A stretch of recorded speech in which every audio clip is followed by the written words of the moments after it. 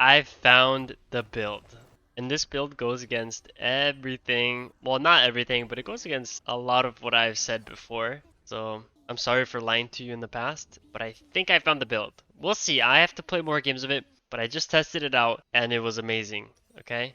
So this build features this item that I just looked up in the shop, Unending Despair. I don't know how I didn't see this item, and I kind of blame some of you guys because I don't think I saw a single comment about this item. But Unending Despair. This might be my new favorite build. It's my new favorite build for a while, okay? I'm gonna test it out. We'll see if it works. I mean, let's just watch this game, okay? Let's watch this game. And I will show you guys the build as we go on, but it is crazy fun. It's a lot of healing, so it's kind of like reason I like it a lot is because it kind of reminds me of the Jack Show build. It's just a little bit different. It has more damage, more healing, a little bit less resistances, but it's so fun. Like you'll see, okay? So since the new season came out, I've been trying more Raptor starts. I stopped doing Raptors because people started countering it a lot, but I think that Raptor start is pretty good right now. It doesn't seem like people are in taking your second Raptor spawn that much. Okay, so we just do that. And then we go to our Krugs. If you do start Raptors and then you go to your Krugs, you should always smite the Krugs. Because it clears the Krugs much faster than normal. If you start red buff, it's okay to smite the red buff and not the Krugs. And here guys, I'm human like you. I forgot one of the Krugs. Or it reset. But that's okay. Some kills coming. See, so our top lane traded 1 for 1. That's okay, guys. We're Lillia. Nothing we can do at this point. Let's just farm. Oh, I'm so excited. Okay, first thing you'll notice about this build is I changed up my rune page just a little bit to accommodate the build. But as you'll see, let me see if I can get the mouse out of the way. Sorry. It's all the people that hate when I put the mouse there. Alright, anyway, let's just keep going. Okay, so as you'll notice in the bottom left hand of your screen, I changed my rune page just a little bit, okay? So what I changed is, first of all, we're going Triumph. I think Overheal can work with this build, but I like Triumph, it's fun. So here I see the Kidder gank mid lane, and I'm like, okay, looks like she's just walking straight into me. Okay, fine, I'll take the kill. I missed my vital spot, my Q. That's okay. I have flash, so like even if she tries to get away, I can kill her. And here, I see the mark, so I'm very happy that I get this crab with the mark. And after the mark, I kind of want to take his raptors. I want to take his raptors here. Here's a test, okay?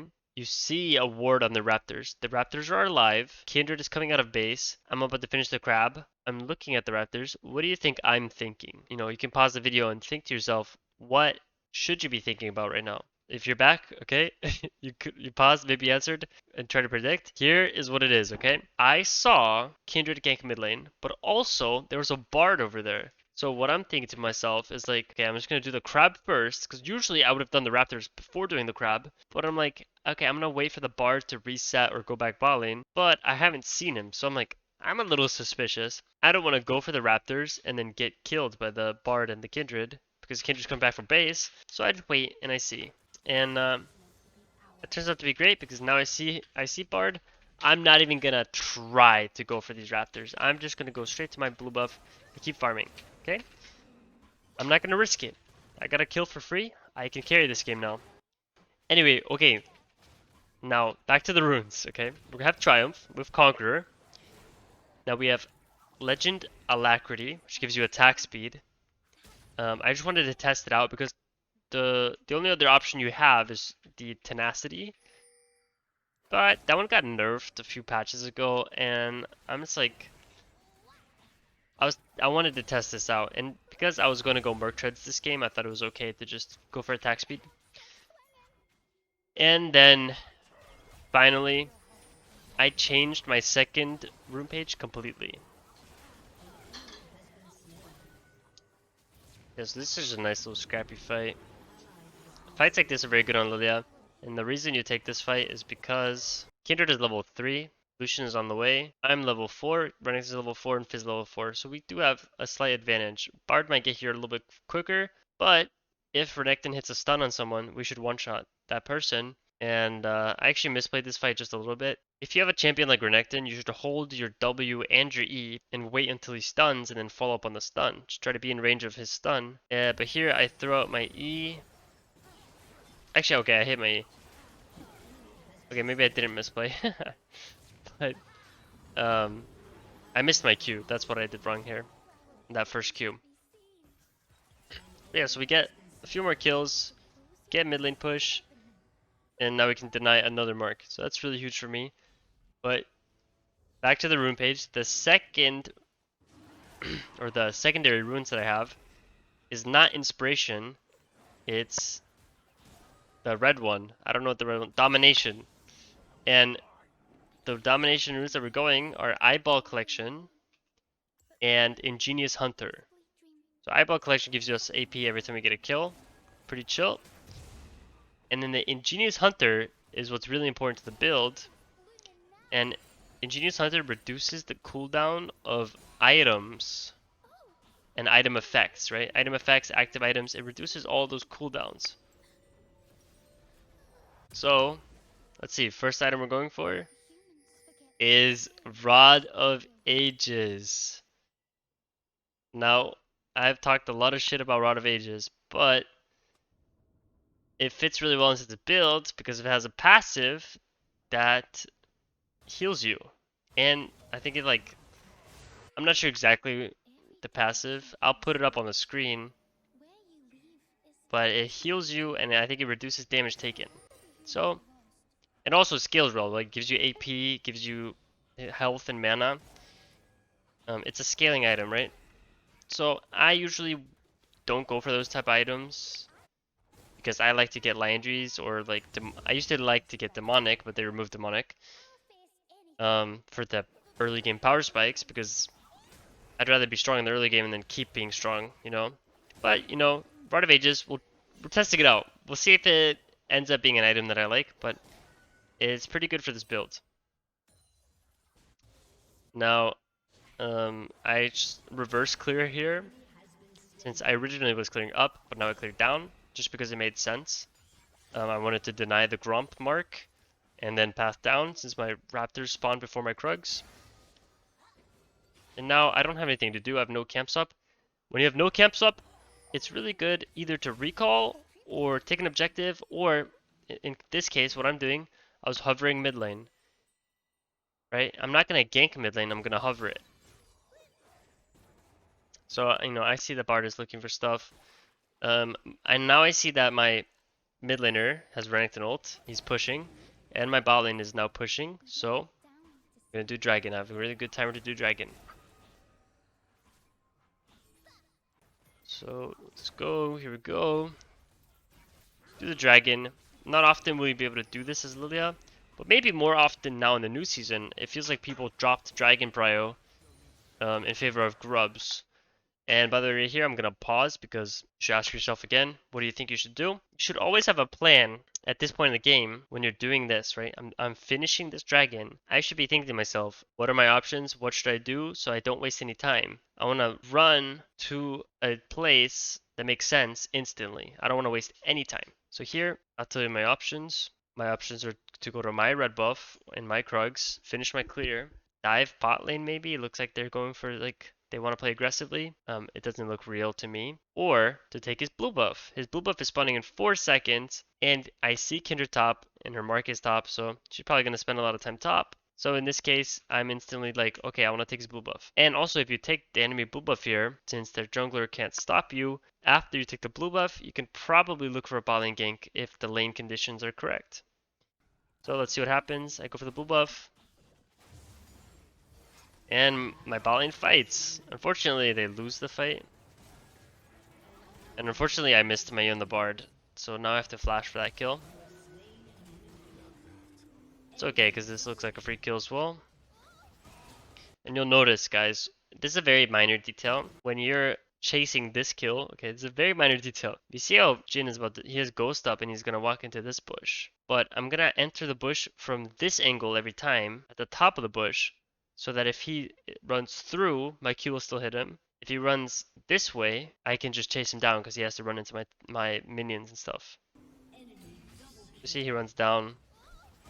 Then I ward that bush and get him. That's a minor thing. I notice a lot of people when I coach them, they don't cut people off correctly. You should always try to make the shortest path possible and cut people off. So now I know that Kindred took my Gromp obviously because there's a mark there, and I made an extended bot lane play. And by extended play, I mean I did Dragon, and I only did one blue buff, and then I went straight for bot lane gank. And the bot lane gank took a long while, so obviously she's gonna invade me and try to punish me. That happens a lot in high elo. It might not happen in your elo, but you know, once you get to like platinum, it should happen to you. Maybe gold. So it's good to think about what the enemy jungler might do if you show yourself on one side of the map. So here, but I like to not, I don't really care about kindred marks that much if it's going to be a detriment to my game plan. And right now, I don't really want the enemy team to get 6 Void Grubs because they got the first 3 that I traded for Dragon. So I'm going to be on these Void Grubs, which means that kindred is probably going to take this bot lane mark and then gank bot lane. I'm sorry guys, this is also a gameplay guide, okay? This is a new build, but I'm going to explain to you guys so you can get better at the game. I think it's very good to listen to what I have to say here, if you guys are interested in learning the game or improving. You know, if you want to see the full build, you can just skip ahead in the video. We'll see, but please don't skip. All right. Anyway, so now after this, I instantly knew that I was gonna go for these raptors because while I'm doing these, I'm like looking around. I see this ward on the raptors. I know the raptors are up, so I just go for the raptors. And the only mistake I made here is while I'm clearing these, I should have pinged my bot lane that they would get ganked because I know that Kindred is doing my raptors and my red buff. So I know that if my bot lane overextends, they'll get ganked. I didn't really ping them, so that's my bad.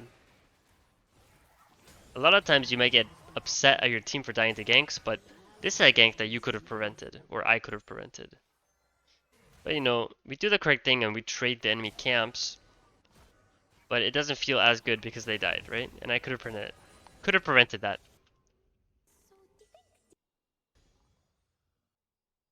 So now we know we did our Grump first, so Grump spawns. I go Merc Treads here because they have Bard's done and Udir's done, and Udir's AP, Bard's AP, and Fizz's AP. My team is a little upset at me for not getting bot lane. That's okay. Just keep farming. Okay? Don't listen to your team. Okay? They're low elo. Teammates are bad. Once again, this is another time where I don't have any camps up, so I'm gonna hover. I'm gonna go to my top river because my top is fighting and my mid lane might be fighting. My bot lane is kind of backed off. My Nami's in base, so I'm gonna hover the 2 lanes that might fight. Here, I'm just looking, and this goes in. So yeah, I'm hovering this.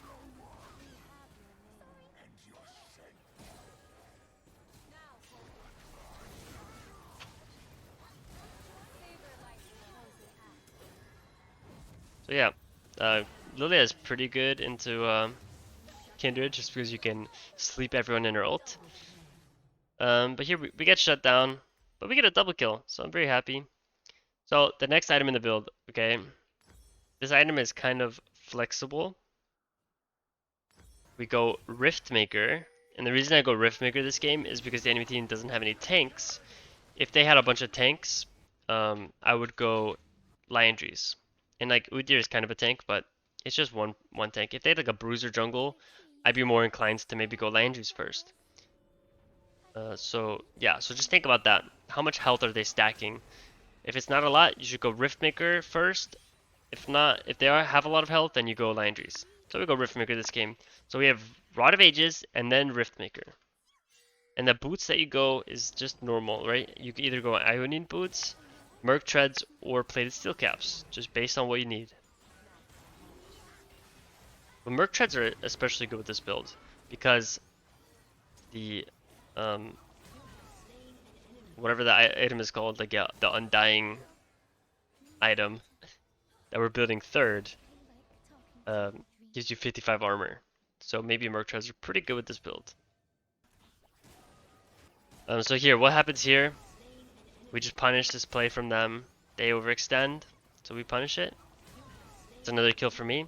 Notice how I don't make any like aggressive ganks, the only time I'm aggressive is when I'm invading their jungle. All my ganks are punishing the enemy team for being stupid. You should never go for a gank that relies on the enemy team being stupid. You should go for a gank where the enemy team is being stupid. If that makes sense. And it's hard to like understand that fully. But once you do, your success on your ganks is gonna go up, like it's gonna skyrocket. So I just do the dragon because that's the closest objective. I know once again that the enemy team is making a lot of plays topside, so I should be a little sus. Instead of doing Raptors, I think I could have went to my wolves just to deny the mark, because kindred players are ill in the head and they'll go for every mark. I warded red buff just to check, and then I realized like, oh, he's probably on my wolves. I think I could have taken a different path. I think I could have went down here, and I auto attacked this one out of range. I barely missed the kindred, but hit this on her. This was a very awkward fight. I think I played it a little bit badly.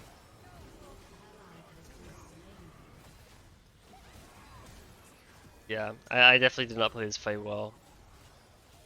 But hey, I got a bowling ball kill. That's pretty chill. See what happens. We walk back in. Alright, this fight is like not that good for us because I mean I have 2,000 gold in the bank. Probably should not be fighting. Honestly, I should have been happy with that one kill and just left. But instead, we throw the game a little bit. But it's solo queue, what can you do? And this chase is funny. This Jhin will run forever and he gets away. But now we have Riftmaker, so our next item is gonna be, let's see, where is it? Undying Despair. Undying Despair, my new favorite item. This item actually, it works kind of like the old Jack Show, but not really. It doesn't stack up, but every like 7 seconds, this item will damage people around you and heal you. So it synergizes with your passive, with Conqueror, and with Rod of Ages. All those items heal you up. It's really strong. And then alongside that, when you have Ingenious Hunter from the Domination Tree, which reduces item cooldowns, it's actually every 4 seconds. So every 4 seconds, this item will damage people around you and heal you. Just think about that. It's kind of like the old Jack Show, but it's like continuous. And this build also has, it's kind of the best of both worlds because it also has a ton of damage. So here, I know that I'm so strong that I'm even willing to fight this Fizz, because I mean I have Murktread, so he's never gonna damage me that much. I ward this because I know that he's gonna try to get that way. Just keep chasing him down. He walked into my team.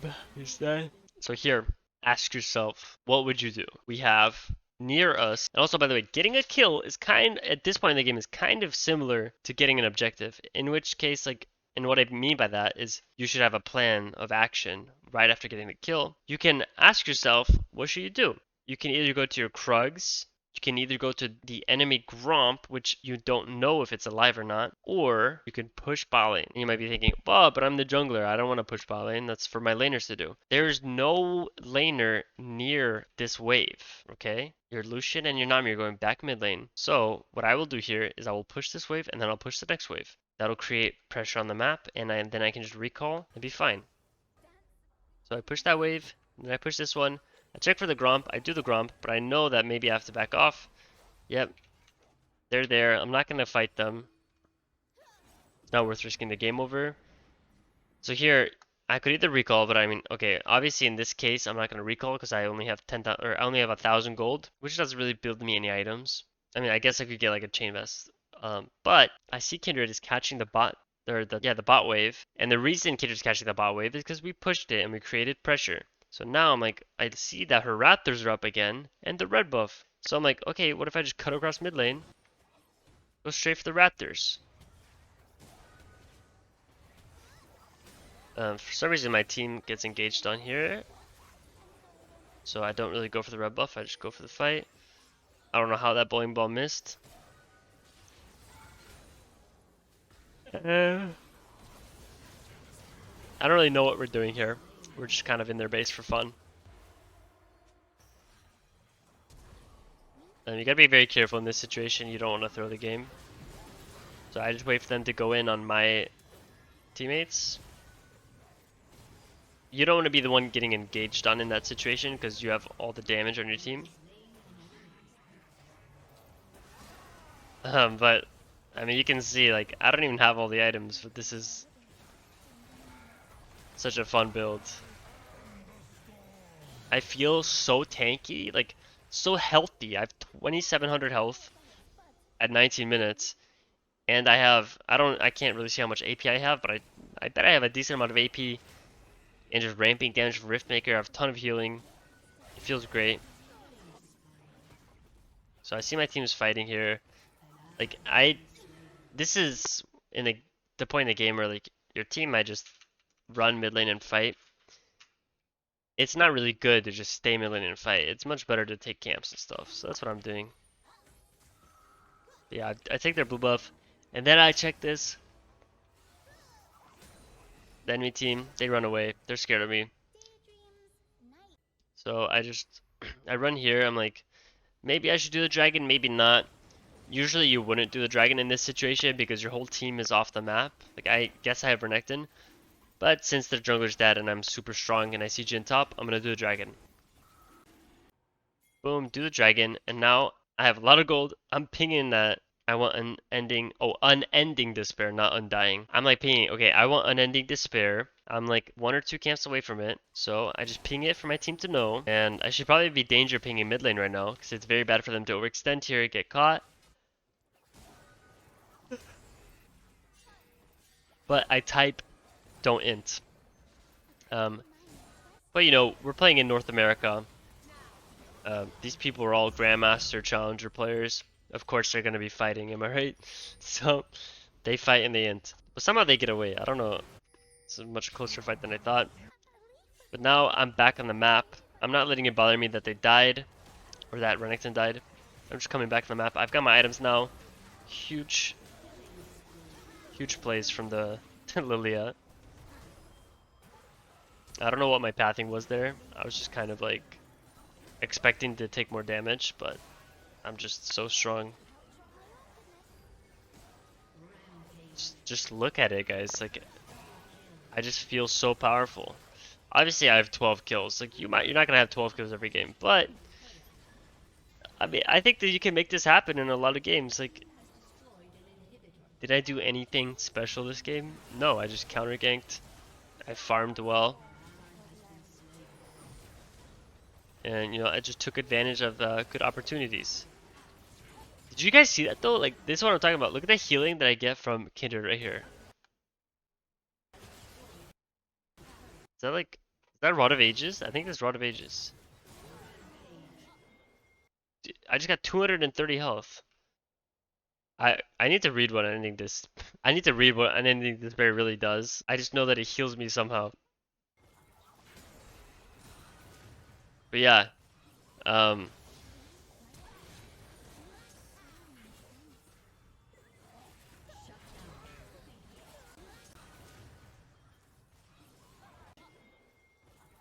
yeah, I'll put the build up on the screen right now. Go check it out. And I'll also put the tweet that I found that inspired this build. It's the same build, but it was created by a Lux content creator called Yozu. You guys should check him out. He plays Lux and he's Challenger in NA.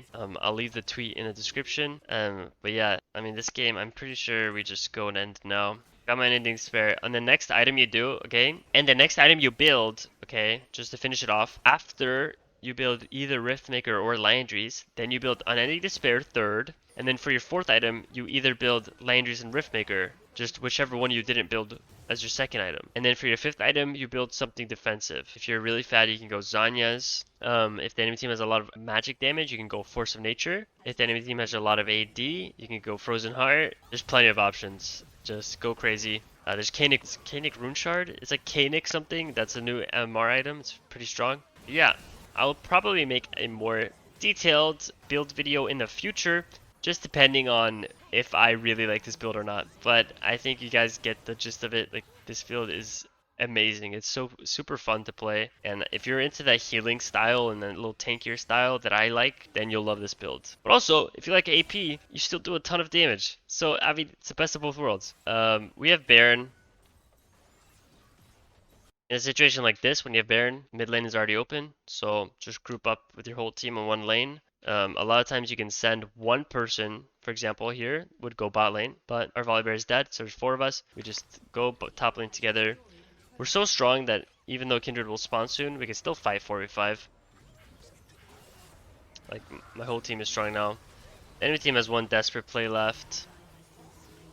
I have 3,600 health, so I don't really take any damage. I just sleep these guys. And the game is over. This game was a little bit of a stomp. I'm gonna try to play more games, record more games, and hopefully bring you guys like a longer game with this build, just to show you if it's a real 1v9 build or not. But thank you guys for watching.